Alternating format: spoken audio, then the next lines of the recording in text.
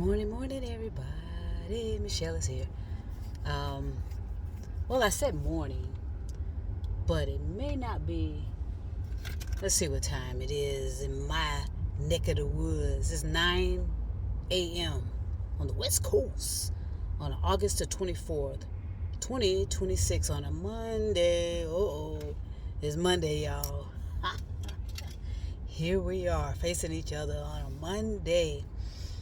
Woo. And I just wanted to come on back and talk about some things, I pay attention to a lot of things going on around my environment and around the environment of the planet, as best I can. It's best, and if you are developed properly, you'll be able to apply what you know in your environment to all other environments.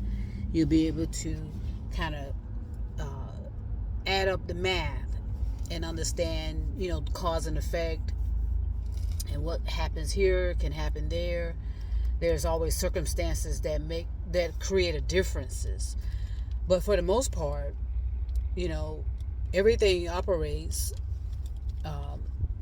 cohesively and in alignment. But since we like to interfere so much and think we know it all, and I'm talking to the so-called religious tentacles, who are usually in government positions and management positions and blah blah blah, and the majority of them are consistently held by mediocre biological men. Sorry, that is just has to be said, and I know it gets a lot of people offended, and I think women are more offended when they hear that that we are managed by mediocre men. And the reason is, and that's a natural response. Biological women are in supportive of biological men regardless of how they identify, and that's just the nature of a biological woman. A biological woman is nurturing, caring, and is synonymous with planet Earth. So when you look at it in that fashion, in that expansion, you understand why. For the most part, the biological woman is the one that's more upset sometimes when they realize, the planet is going to lose the majority of biological men in the distant future. There's not much that can be done about it because it's a cause and effect, and the biological man is doing it to himself. The biological mediocre man is doing it to himself. So there has been some things that I've talked about. I've talked about a lot of things, and the only reason why I continue to talk is I see the impact. I see how it resonates with certain people, usually unconsciously. Unconsciously, we pick up more things unconsciously than we do conscious, and that's why it's so important to understand how to evolve your consciousness so that you can have a little bit more alignment with your conscious and unconscious and subconscious. Make sure that they're working in alignment with each other, and that you're just not working on that you're just not zombified and just continuing to be in a trance, rinsing and repeating the same behaviors and actions year after year after year, decades, lifetimes after lifetimes, just repeating the same patterns and behaviors and not evolving. And sadly, that's happening with the biological men. The majority of the biological men on the planet. They're not developing. They're not evolving. They're devolving, actually. They're being more degenerate, deviant, dangerous. So, and of course, if you are a biological woman and you are hoping to get a mate, a biological man as your partner, your mate, your significant other, you're having a difficult time. You don't have to tell anybody that. We all know that. Don't be defensive about it. We know that there's a difficult that the biological heterosexual straight woman is having an issue finding a someone compatible to them in the form of a biological man. It's just not there. So so that's why there's such a devastation and in the interpersonal relationships. That's why I said a while back that but at the same time it's important to have intimacy with yourself. So and in other words, rely on yourself to provide what you expected from a significant other, whether you and it doesn't regardless of what you're attracted to or who you're attracted to. When you have developed yourself and develop a certain type of intimacy with yourself, you're realistic. You know that there's only maybe a handful of people that may be compatible with you. The mistake that a lot of women are making, a lot of biological women are making, is they are attempting to force themselves or force others, to be what they expect them to be, and that's illogical. Really, it's illogical. The biological men are not. The majority of them are not going to support the standard of life that a biological woman is seeking. And it doesn't matter what you're looking for, whether you're looking for a biological man or a biological woman, regardless of how they identify. So a lot of lesbians believe that they're going to find and a lot of them are not admitting this, and that's why I get a little annoyed. Admit that you did everything in your power to make this. You were a biological woman, initially attracted to biological men.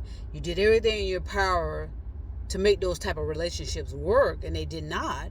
So you believed, okay, well, let me see if I can find that in a biological woman.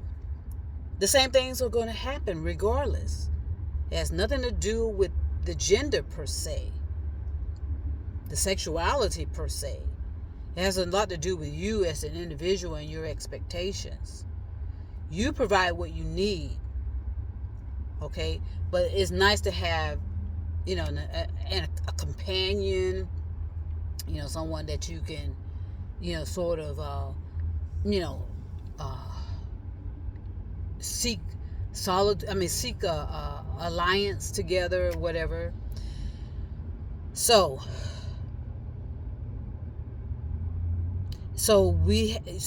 I'm noticing from what I'm hearing that there's just a lot of people are just attempting to force a situation to happen. So that means I need to lose weight, I need to gain weight, I need to do this, I need to do that, I need to get my hair done differently, I need to get my teeth fixed, they're believing if they get all this external parts of themselves adjusted, enhanced, whatever, that's going to make a difference with them finding a suitable partner. And that's not true at all. And they're not going to admit it. A lot of people that have gone through these major life-threatening surgeries, they're not going to tell you that, and they don't need to. You don't need to tell anyone anything. What you need to do is do everything in your power to be comforting to yourself, to be kind to yourself, to be loving to yourself, and say, look, all of that wasn't necessary. Nobody needs to know what you've done, and you realize, that wasn't even necessary. I didn't have to do all of that. I didn't have to take myself through those things. Just acknowledge, okay, I need to not focus so much on small parts of who I am, what I am, or why I am, and make sure I'm talking about the wholeness. Evolving the consciousness is part of the wholeness. Whereas it doesn't matter what you look like if you are developed and cultivated properly internal, with your thoughts, thus your behaviors and actions. We've all do things, like I said, to attract a mate, to attract a partner, to attract this or that and the other. And a lot of us are falling short. The interpersonal relationships are in the garbage per se. But then you have some that are in these partnerships, and a lot of them are miserable.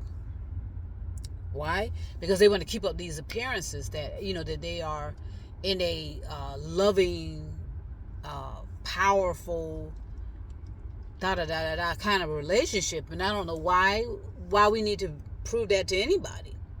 A lot of people will stay together in a toxic, violent, destructive relationship or partnership or marriage because they don't want anybody to believe that it didn't work for them, or so. It's a delusion, and it's also abusive to who you are, what you are, and why you are. I can pick up right away if I'm in the company of another couple.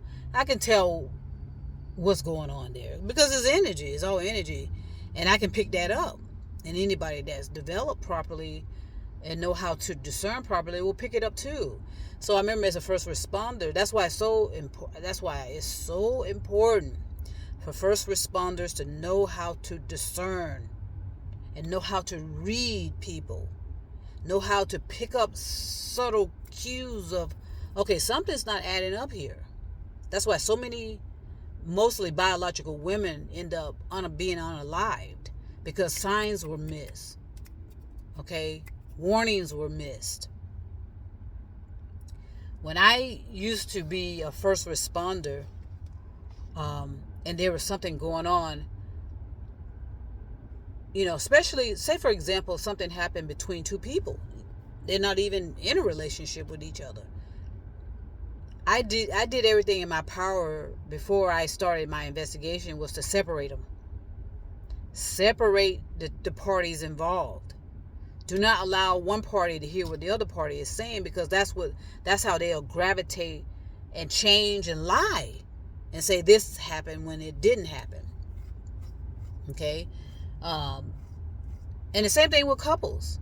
When, and that's where officers fall short. Police officers fall short because they do not know how to discern. They do not have the life experiences about different cultures.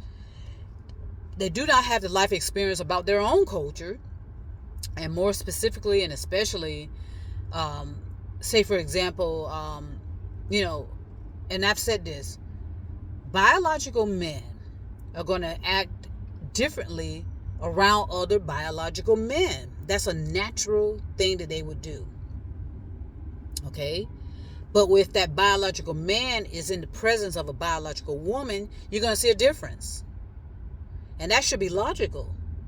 But it's not to police officers. And that's where police officers fall short.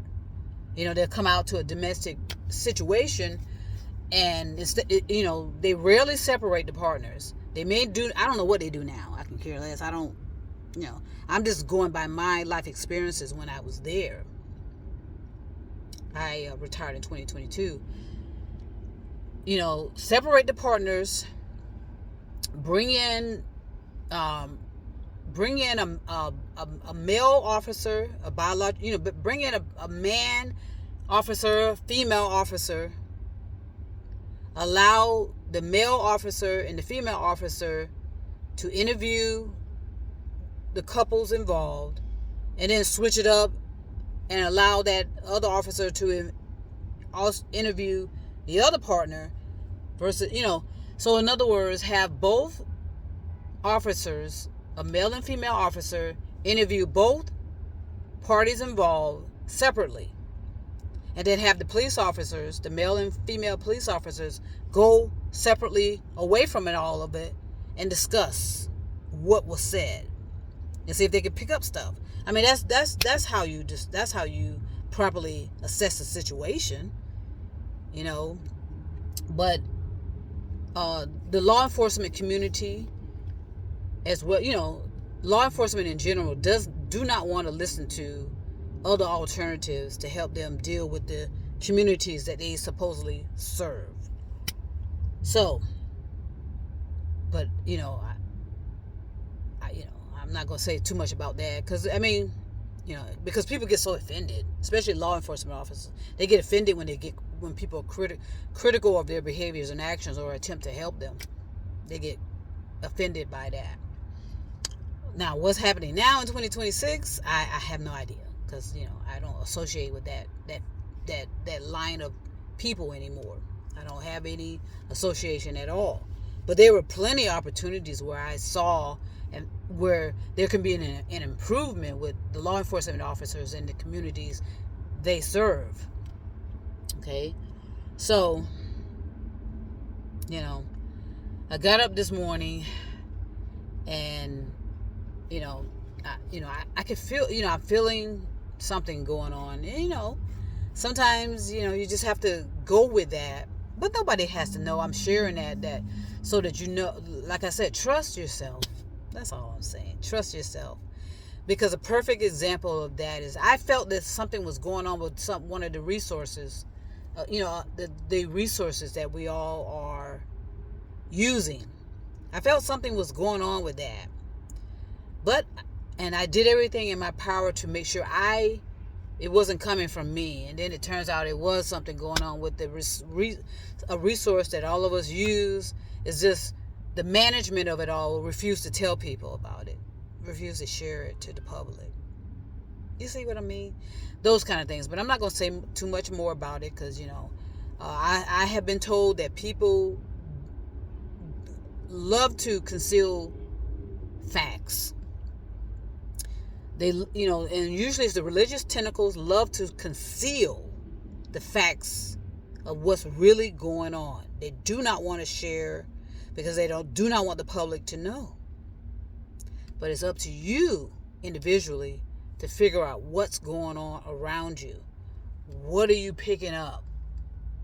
Trust your inner dialogue. Okay, it's going to save your life. Okay, I'm going to stop it right now. Peace and love all over the stars and moon and mountains. It's about universal love at the end of the day. Share it.